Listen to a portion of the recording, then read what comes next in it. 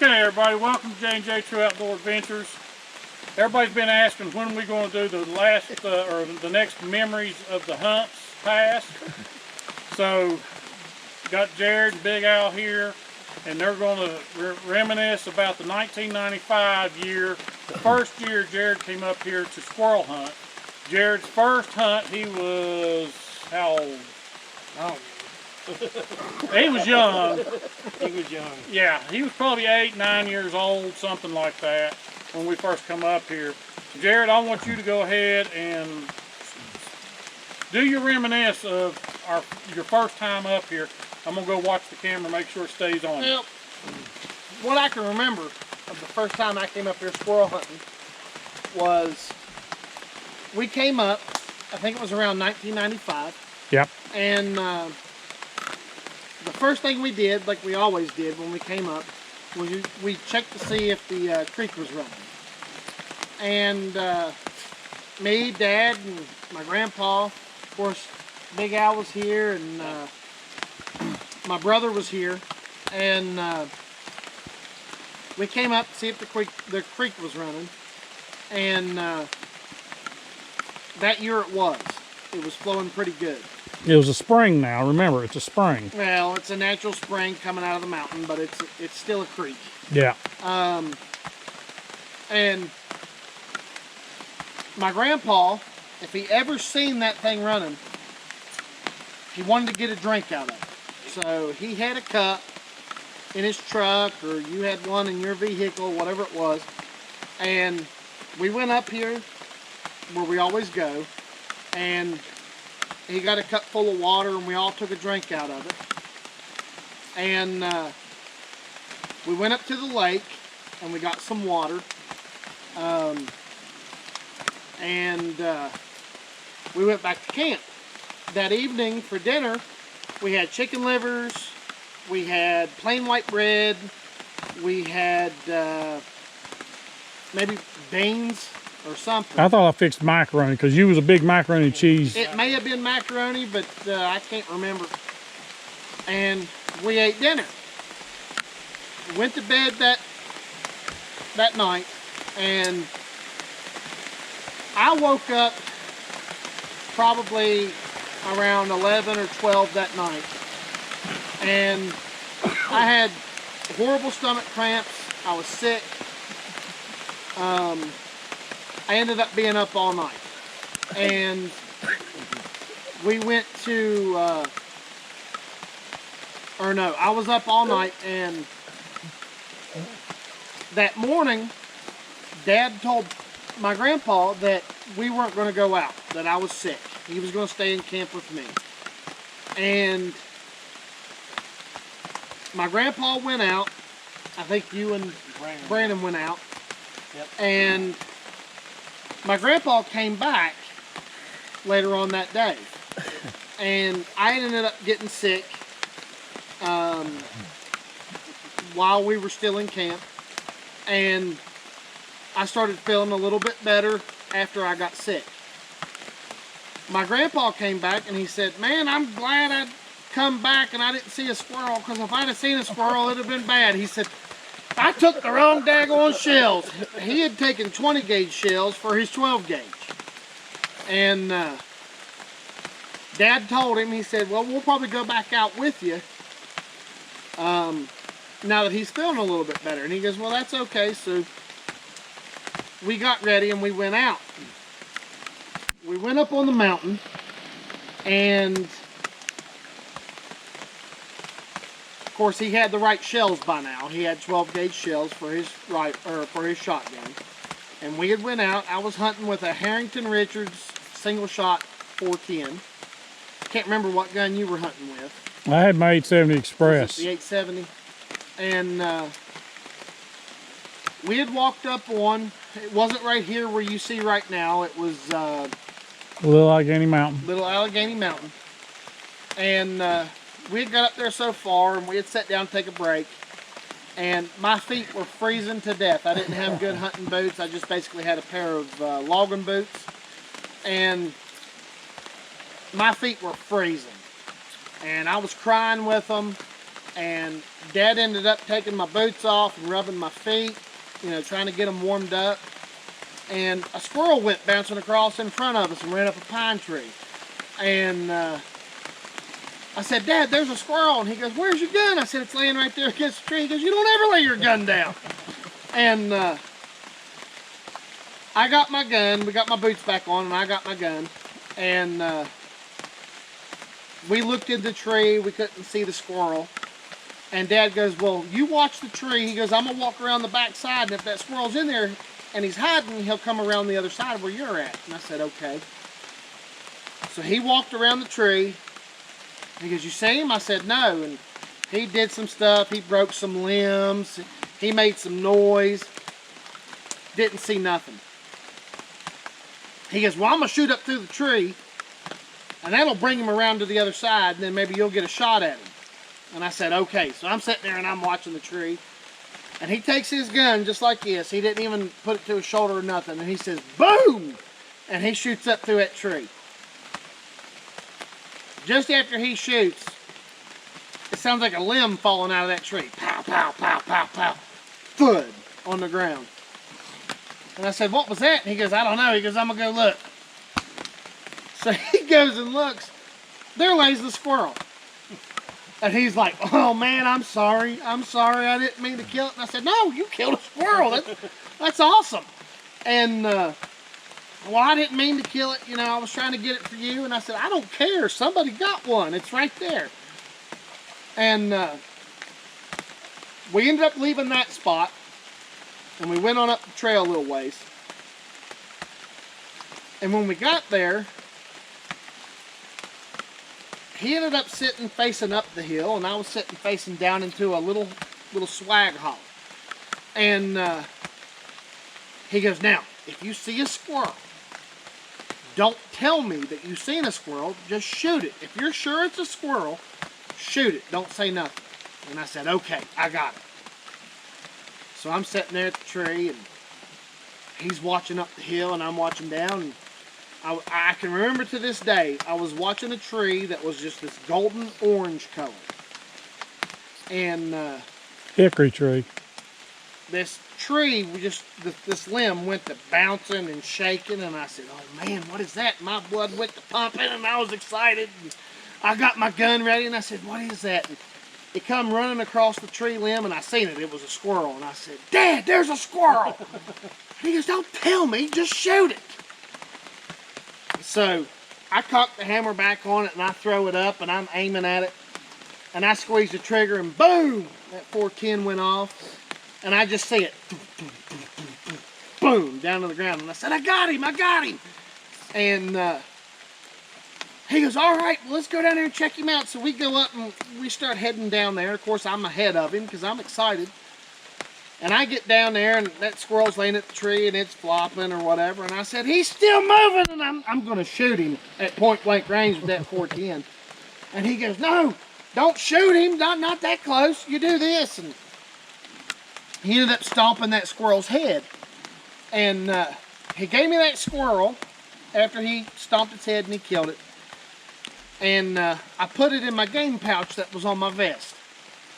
And I can tell you, I remember to this day, I was scared to death that squirrel was going to come back to life and eat me up because it was in my pouch. I thought, man, what if he just knocked it out? And I put that squirrel in my pouch, and we hunted there probably another 3 or 4 hours. And we didn't see nothing else, so we started heading off the mountain. And we walked all the way back down to the truck. And Dad started messing around, getting his stuff off, getting his vest off, and he goes, man, my knife's gone. And my grandpa goes, your knife's gone? And he goes, yeah. He goes, my knife's gone. He goes, it must be up there where we were sitting. So me and Dad walked all the way back up the mountain, right back to where we was hunting. And we looked all around that tree, couldn't find the knife. We went down to where I killed the squirrel and where he stomped its head.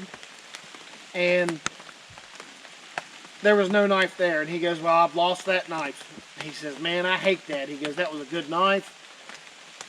I'm going to have to try to get another one or something. So we start back down off the mountain. we get to where there's an old blasting house on that mountain. And he goes, look right there in the road. He reached down, he picked it up, and I said, what? And he goes, there's my knife. His case had been duct taped. And that duct tape had come loose, and his knife had fell out. So he had found his knife, we put it back in the holster, and we made it back down to the truck. Now, some other things that happened while all this was going on. My brother, who hasn't been in any of these videos, had went with Big Al, and they were hunting, and I'll allow him to tell you their story. Yeah, we went up the same mountain, Little Allegheny, and when we walked up, we just walked straight up the middle of the hill because it goes in 2 different directions. And when we first walked up through there was 3 does that come down towards us. And I said, Brandon, look. And he goes, what? I said, deer. And they got probably 15 yards from us. And they turned and went their own way. Well, we had went up a little bit past where Jerod and Jody was hunting. And we was sitting there, and Jerod goes, or Brandon goes, there's a squirrel. I swear, he goes, it just ran up that tree. So I told him, I said, I'll walk around this side, you walk around this side, and I said, he'll come out. Well, he come out, and Brandon threw the shotgun up, and boom! And out he came. And he was excited and everything. He put it in his game sack. And then we was walking down, coming down off the mountain, and the road goes to the left. So we started walking down through there. And when we do, there's a flock of turkeys. And Brandon looks at me and goes, shoot one. I said, I can't. He said, why? I said, they're out of season. He goes, I won't tell. I said, I can't do it. He goes, I'll shoot it. I said, no. So we went on through and got past them, and I killed another squirrel down in the bottom. But then we come back and met them at the truck. Yep. So. And we stayed from that Friday night until Monday night. Yeah. And we left Monday night, and we went back because I had school, my brother had school, Dad had work. And I think that weekend, Brandon maybe killed that one, I killed mine. I can't remember if you killed one or not. Yeah, you just said I killed one.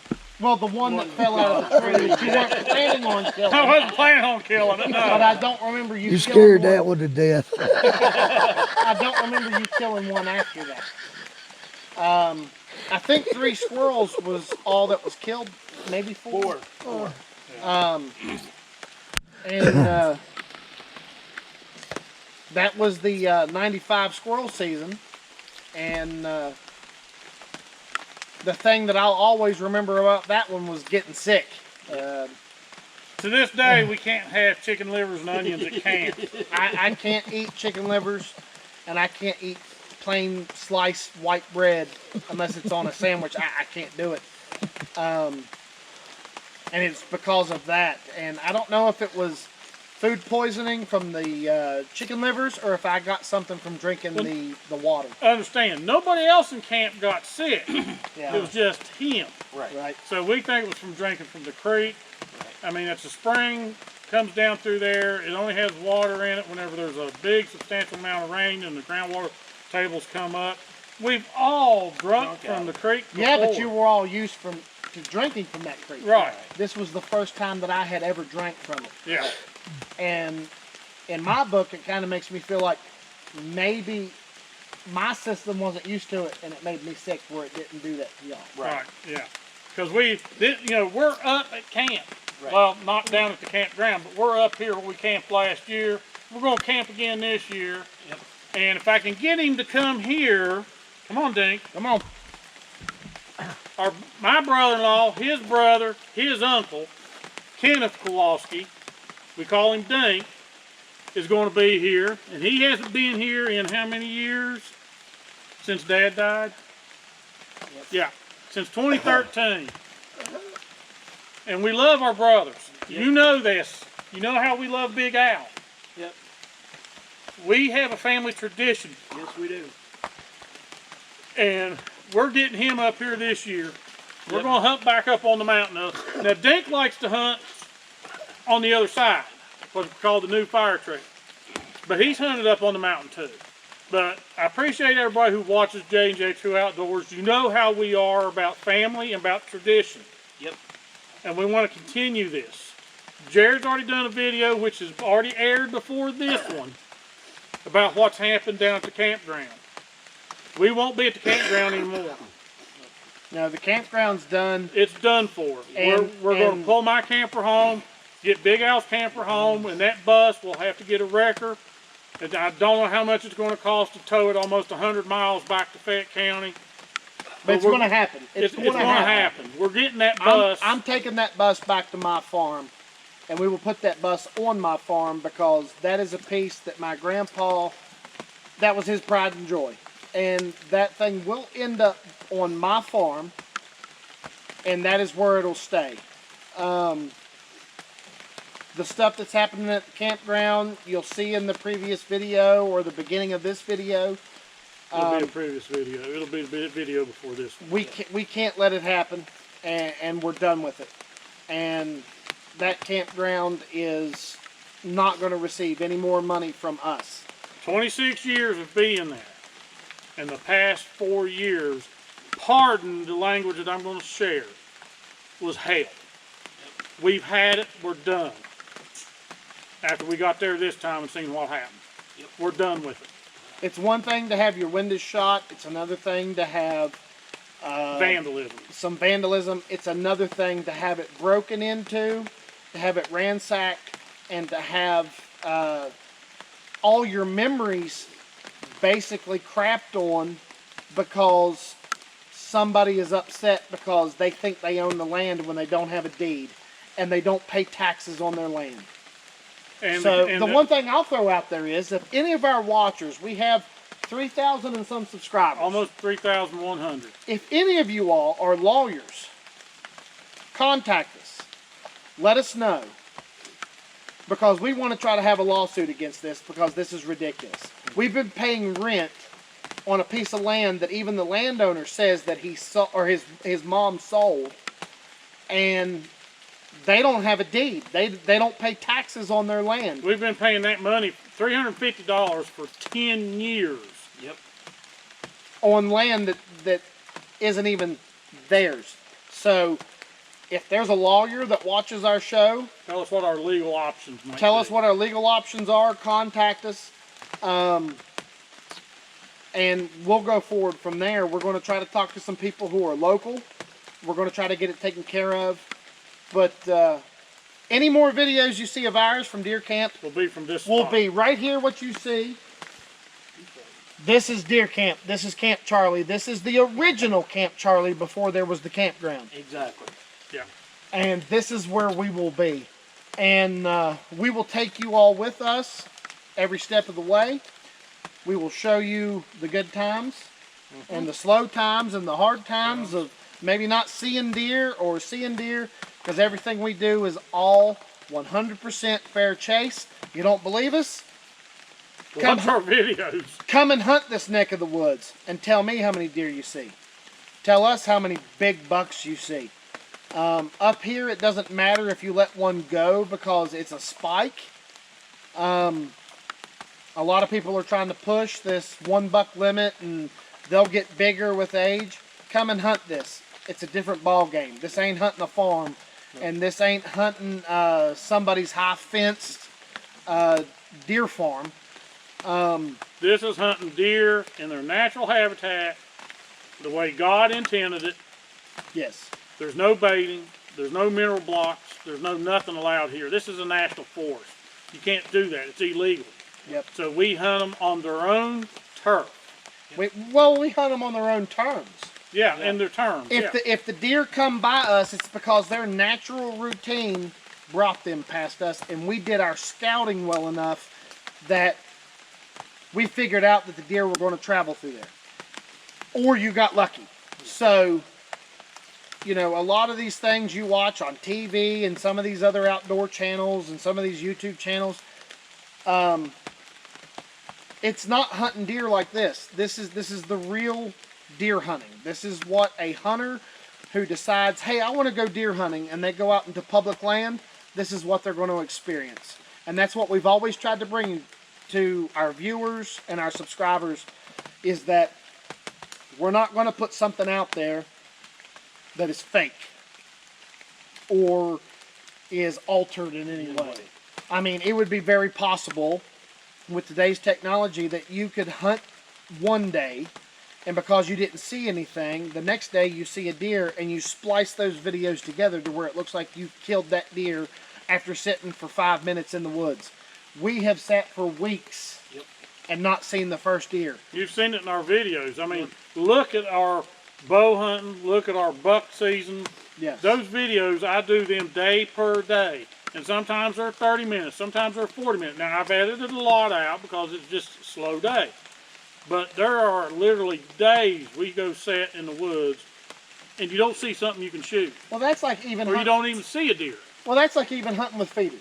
A lot of people want to demonize feeders, and you say, well, that feeder is a dinner bell. Yeah. Well, okay, watch our videos. You're going to find out how much that dinner bell actually works. Right. You can have a feeder running. If the acorns hit really well, corn is the last thing that deer want. They're going to eat those acorns first. They'll come to the corn after it gets dark.